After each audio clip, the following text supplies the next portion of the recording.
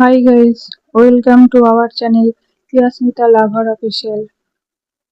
আজকের প্রতিবেদন প্রেম কি বুঝিনি, অরণ্য ও পাখি। অরণ্য নামের ছেলেটার স্বভাবটা ছিল ঠিক তার নামের মতোই, গম্ভীর, শান্ত আর কিছুটা রহস্যময়। নিজের চারপাশটা সে এক অদ্ভুত নীরবতার দেওয়ালে মুড়িয়ে রাখত। একা থাকা, বই পড়া আর গোধূলির আলোয় ছাদের এক কোণে দাঁড়িয়ে কফি খাওয়া, এই ছিল তার চেনা জগৎ। তার ধারণা ছিল জীবনের সমীকরণগুলো খুব সহজ, হিসেব মিলিয়ে চললে কোথাও কোনো জটিলতা থাকে না। কিন্তু জীবনের সব হিসেব কি আর নিজের ইচ্ছামতো মেলে না।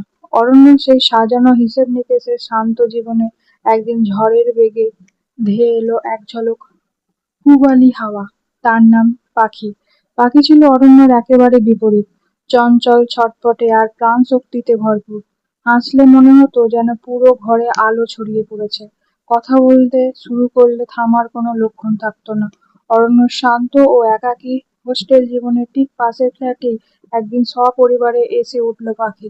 আর প্রথম দিন থেকেই অরণ্য সেই সাজানো নীরবতায় ভাগ বসাতে শুরু করলো সে। কখনো বারান্দায় দাঁড়িয়ে পাখি ডেকে উঠত, এই যে মিস্টার বইয়ের পোকা, সারাদিন অত কি পড়েন বলুন তো, একটু আকাশের দিকে তাকিয়ে দেখুন, আজ মেঘের রংটা কি দারুণ। অরণ্য প্রথম প্রথম খুব বিরক্ত হতো, ভুরু কুঁচকে শুধু তাকিয়ে থাকতো, কোনো উত্তর দিত না। মনে মনে ভাবতো, মানুষ এত কথা বলে কিভাবে। কিন্তু পাখি দমে যাওয়ার পাত্রী ছিল না। অরণ্য সেই গম্ভীর মুখের নীরবতা ভাঙাটাই ছিল তার রোজকার খেলা হয়ে দাঁড়ালো। দিন কাটতে লাগলো। অরণ্য খেয়াল করলো পাখি মেয়েটা অদ্ভুত, এক মায়ায় জড়াতে জানে। একদিন খুব বৃষ্টি হচ্ছিল।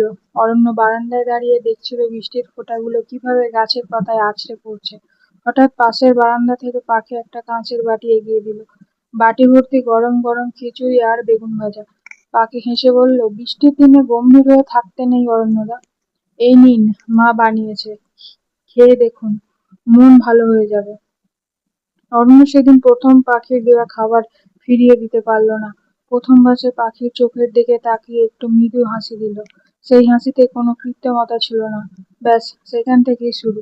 ধীরে ধীরে অরণ্যর অজান্তেই তার জীবনের কেন্দ্রবিন্দু হয়ে উঠতে লাগলো পাখি। এখন আর পাখির চঞ্চলতা তাকে বিরক্ত করে না, বরং পাখি যেদিন বারান্দায় আসে না, সেদিন অরণ্যের বইয়ের পাতাগুলো কেমন যেন একঘেয়ে লাগে। সে বারবার ঘড়ির দিকে তাকায়, বারান্দার দরজার দিকে চোখ যায়। বুকের ভেতর একটা অদ্ভুত শূন্যতা টের পায় সে। কিন্তু অরণ্য নিজেই নিজেকে প্রশ্ন করত, এ কেমন অনুভূতি? একেই কি মানুষ ভালো লাগা বলে, নাকি অন্য কিছু? সে নিজের মনকে বোঝাতো, এটা হয়তো কেবলই একাকিত্বের অবসান। প্রেম না, প্রেম এত সহজে হয় না। প্রেম কি, সে তো কোনোদিন বুঝেইনি। বিশ্ববিদ্যালয়ের দিনগুলো দ্রুত পার হচ্ছিল। অরণ্য আর পাখির বন্ধুত্ব ততদিনে বেশ জমে উঠেছে। এখন আর তারা শুধু বারান্দার প্রতিবেশী নয়, বিকেলে একসঙ্গে নদীর পাড়ে হাঁটা, ফুচকা খাওয়া কিংবা রিকশায় চড়ে শহর ঘোরার অভ্যাস হয়ে গেছে দুজনের। পাখি চড়ুই পাখির মতো কিচিরমিচির করতো, আর অরণ্য মন্ত্রমুগ্ধের মতো শুনতো। পাখি একদিন নদীর ঘাটে বসে অরণ্যের দিকে তাকিয়ে বলল, আচ্ছা অরণ্যবাবু, আপনি কোনোদিন কারো প্রেমে পড়েননি? অরণ্য চমকে উঠল। নদীর জলে তখন বিকেলের শেষ আলো ঝিকমিক করছে। সে একটু থতমত খেয়ে বলল, প্রেম? ধুর, ওসব আমি বুঝি না পাখি। গল্প উপন্যাসে যা লেখা, বাস্তবে ওসব অলীক কল্পনা। জীবনের বাস্তবতায় ওসবের কোনো স্থান নেই। পাখি একটু হাসলো, বিষণ্ণ কিন্তু সুন্দর সেই হাসি। সে নদীর জলে পা দোলাতে দোলাতে বলল, প্রেম নাকি খুব সহজ জিনিস অরণ্যবাবু। কাউকে ছাড়া যখন নিজের অস্তিত্বটা ফাঁকা মনে হয়, যখন তার একটুখানি হাসির জন্য পুরো পৃথিবীটা ওলটপালট করে দিতে ইচ্ছা করে, সেটাই নাকি প্রেম। আমিও অবশ্য খুব একটা বুঝি না। অরণ্য সেদিন পাখির মুখের দিকে তাকিয়ে কেমন যেন হারিয়ে গেছিল।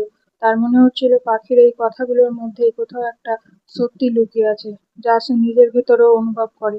কিন্তু নিজের ভেতরের সেই তীব্র ভালো লাগাটাকে সে কোনো নাম দিতে পারল না। অবাধ্য মনটাকে শক্ত শৃঙ্খলে বেঁধে রাখলো সে। ভালো সময়গুলো বড্ড তাড়াতাড়ি ফুরিয়ে যায়। পাখির বাবার হঠাৎ বদলির চাকরির সূত্রে অন্য শহরে চলে যাওয়ার নোটিশ এলো। খবরটা শুনে অরণ্যর পায়ের তলার মাটি যেন সরে গেল। যাওয়ার আগের দিন সন্ধ্যায় পাখি এসেছিল অরণ্যের ঘরে। ঘরের আলোটা তখন আবছা। পাখির চোখে জল টলমল করছিল, কিন্তু মুখের সেই চেনা হাসিটা ধরে রাখার আপ্রাণ চেষ্টা ছিল তার। পাখি অরণ্যর খুব কাছে এসে দাঁড়ালো, বলল, কাল ভোরে আমরা চলে যাচ্ছি অরণ্যবাবু। হয়তো আর কোনোদিন এই শহরে আসা হবে না। আপনার এই নীরব ঘরটা, আপনার এই গম্ভীর মুখটা আমি খুব মিস করব। অরণ্য কিছু বলতে পারল না। তার গলার কাছে কি যেন একটা এসে আটকে গেল। সে শুধু পাখির দিকে তাকিয়ে রইল।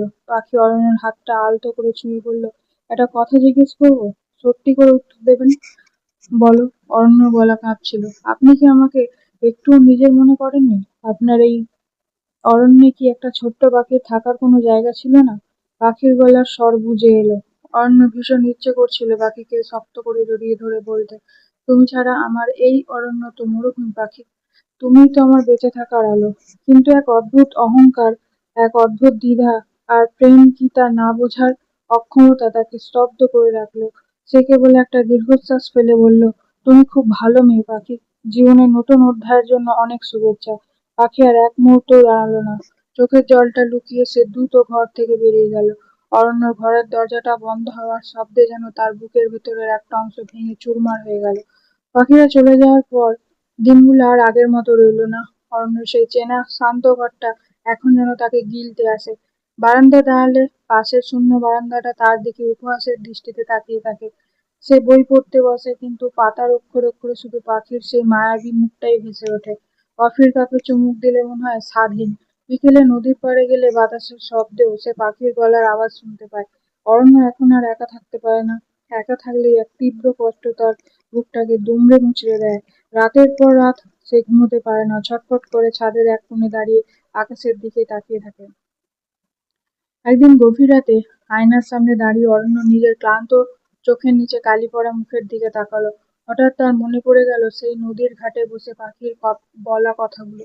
কাউকে ছাড়া যখন নিজের অস্তিত্বটা ফাঁকা মনে হয়, যখন তার একটুখানি হাসির জন্য পুরো পৃথিবীটা ওলট পালট করে দিতে ইচ্ছা করে, সেটাই নাকি প্রেম।